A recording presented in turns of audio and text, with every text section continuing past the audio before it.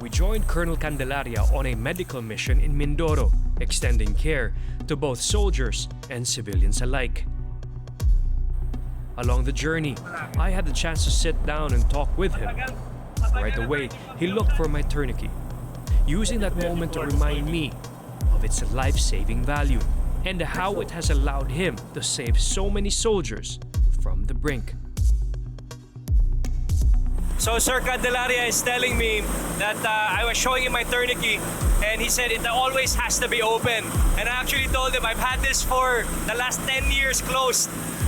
Sir, how many lives did you save with a tourniquet? At least 2,000. What's that? At least 2,000.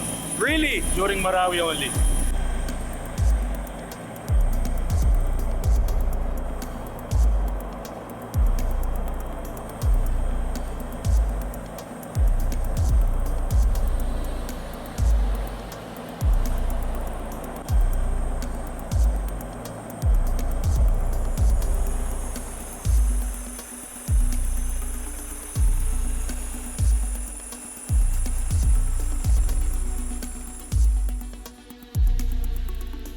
For Colonel Candelaria, every single life matters.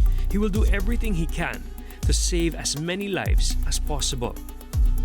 This was witnessed firsthand by one of his comrades on the battlefield, Sergeant Anthony Traquinia.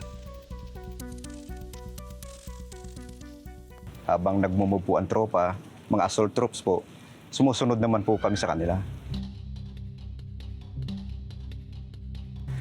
Si Sir po talaga yung nagtatriads, ma'am. Kasi siya po yung doktor, siya po yung aming team leader. Iisa lang po ang aming pinakikinggan, yung mga instruction lang po niya.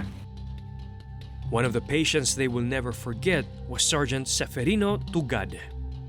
Pagdating pa lang po doon, sumaragasa po yung ambulance at pag ano po, talagang hindi ko po alam kung nagkakamali po ako, pero napaaka po siya na nagsasabi po sa kay Sir Candelaria sa amin na iligtas niyo po ako, Sir. Dahil putol na halos yung kanyang dalawang paa. Nilagay lang siya sa kama, itinali siya para hindi magkalasog-lasog yung kanyang katawan. Ang sinabi niya hanggang sa huling sandali na tulungan niyo ako, sir, kasi may pamilya pa ako. Yun ang sinabi niya.